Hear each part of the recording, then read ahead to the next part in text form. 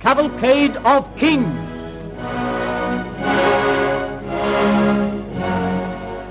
Queen Elizabeth, Part 1.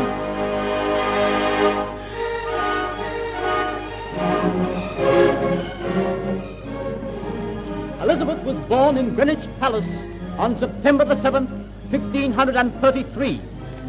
From her father, Henry VIII, she inherited great physical strength, a fiery temper, coarseness and cruelty, and to Anne Boleyn, her mother, may be attributed the undoubted feminine charm she displayed when it suited her capricious temperament to do so.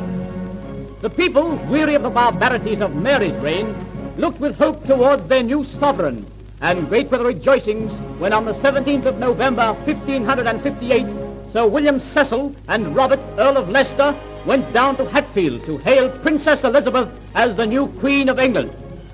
They found her sitting under a tree in Hatfield Park.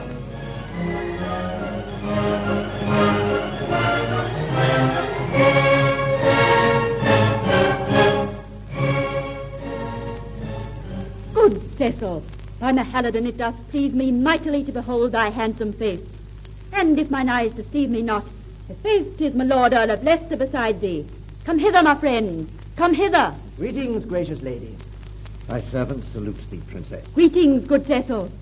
As for thee, my Lord Earl, thou art my friend, not my servant. I had not dared to aspire to such a precious jewel as thy friendship, lady. Leicester, the heart of Elizabeth can never resist a handsome face, nor a man with courtly bearing.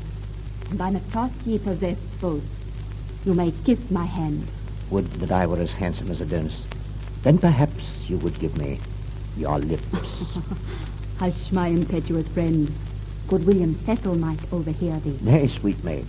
His attention has been attracted by one of your companions for the moment.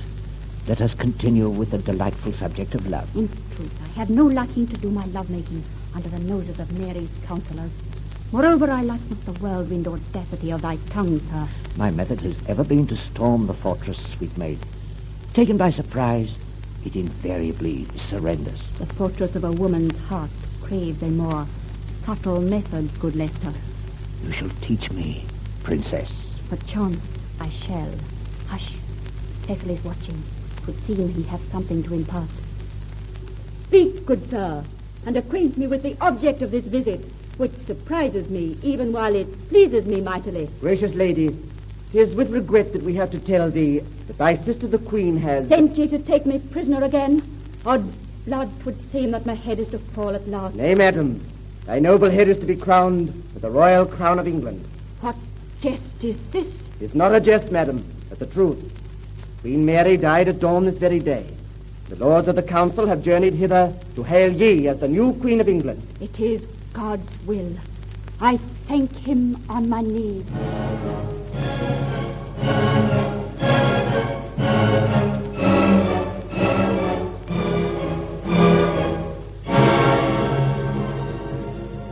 Three days after her succession to the throne, Elizabeth appointed Sir William Cecil, whom she later created Lord Burleigh, Chief Secretary.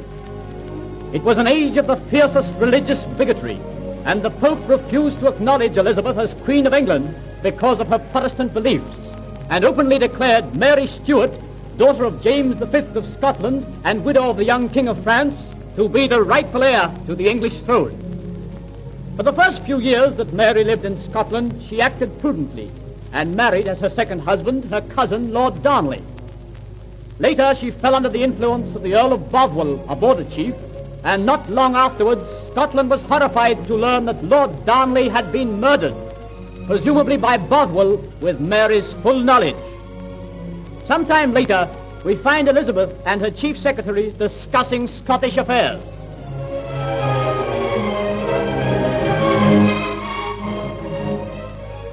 Alas, good Burleigh, I fear me my fair cousin Mary was a party to her husband's murder. The Scots also universally believe it. The placards that were posted in public places denounced Bothwell as the murderer and the Queen as his accomplice. It was a very false move for the Queen to have married Bothwell so soon after Darnley's death. Such guilty unions seldom prosper, and it has brought Mary to a sorry plight. See, here is an epistle from her, written in England. She has escaped, 'twould seem, from Lochleven Castle, where the Scots had imprisoned her. Plague upon the woman, your majesty. Her presence in England at this juncture is most undesirable. The Romish priests in our midst will stir up the people on her behalf. But the Pope will surely not permit his priests to support the cause of a woman who is suspected of being connected with her husband's death. His Holiness has no qualms where the crown of England is concerned. His one object being to secure it for Rome. Mary will be used as a means to this end. Your Majesty, I pray you to disregard this letter and to treat the writer of it as you would any other creature who threatens the peace of your kingdom. My heart is torn between two conflicting emotions. One bids me succor Mary, who implores my aid as she is without money or raiment. Indeed, she represents herself as the innocent victim of her numerous enemies. And then my heart tells me she is a Judas, who would seize my throne and have my head. Name of a dog, what am I to do with the baggage? Your Majesty, Mary's character is already known to be a very different one to what she makes it out to be. And if she seeks the aid of the Queen of England, she must first clear herself of the foul accusations against her before the aid she seeks is given her. Suppose she should invoke the help of France or Spain. What then, good Burley? Hast thought of the possible consequences to England should she be successful? Aye, madam, I have pondered well upon the matter. And to prevent such a perilous condition from arising, I advise you to see to it that Mary is not permitted to leave our shores in order to invoke the help of a foreign power. You advise me to imprison her? Yes, madam. She can be moved from castle to castle as the honored guest of its lord. Actually, she will be their prisoner until such time as she clears her very soiled reputation. Would that she had never set foot on English soil, for God alone knows where her deceitful ambition will lead her. We must be ever on our guard, madam, for the cunning wiles and beautiful face of Mary Stuart would turn the strongest man's head and bid him fly to her service. 10,000 curses! If she troubles me overmuch, the executioner's axe will soon mar her beauty. This very hour shall I put pen to paper, commanding her to appear at Hampton Court before an assembly of the Scottish lords who accuse her, and such noble men as I might appoint. There shall she be tried and judged accordingly. Madam, you will not regret the wisdom of your action. By your leave, Majesty. In God's name! Oh, 'tis you, good Leicester. Pray be seated. You have my permission to retire, Lord Burleigh. Your Majesty, I implore you not to fail to pen the epistle. The courier must leave within the hour. Not you just dare reproach me with the neglect of my duty. Have I not said I will pen the letter? Which act I shall perform, and it pleases me to do so. Leave me in peace. Out with thee, out, just here, before I hasten thy going with a prod from yonder lance. Your Majesty treats with scant dignity her servant who but strives to serve her faithfully. By your leave, I will retire. And take this jug with thee for thy impertinence. Oh, Your Majesty's intentions were excellent, but the application of A 40... plague upon thee, Leicester. Dost dare laugh at thy queen? Oh, nay, Your Majesty. I was merely contemplating what would have happened had your aim been as good as your intentions.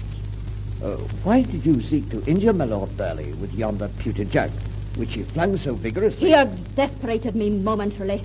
I fear me my temper is not of angelic quality. You are very beautiful when you are exasperated, gracious lady. Sweet Leicester, do you truly think me beautiful? As beautiful as a rose, lady. Would that I were a bee so that I might sip the sweet honey from thy petal-like lips. A bee can sting. And a rose hath many thorns. Is the flower not worth the wound its thorn might inflict? If faith were I a man, the pain would add piquancy to the adventure. Which would no doubt end in the executioner's axe. Men have counted it an honor to die for their queen. I would count it a greater honor to live for her, so that I may work for her, slave for her, and, dare I say it, Majesty... Once, good Leicester, you spoke of taking a fortress by storm. And you, sweet lady, replied that the fortress of a woman's heart needed more subtle methods. But a woman's mind is as changeable as a winter's wind, good Leicester. Therein lies her charm. Ah, my beautiful lady, these arms of mine are aching for you. This heart that loves thee well is longing for thee. Come to me, my love, my lady and my queen. What beautiful words. You are not angry with me, then, for daring to utter them to one so high above me. Leicester, Ah, say it, my beautiful. Say I it. love you. Die. worship you. Kiss me, beloved. Your hand. Nay, my lips. Oh, at last. Elizabeth, little queen of my heart, whom I shall serve as loyally as Elizabeth, my queen of England.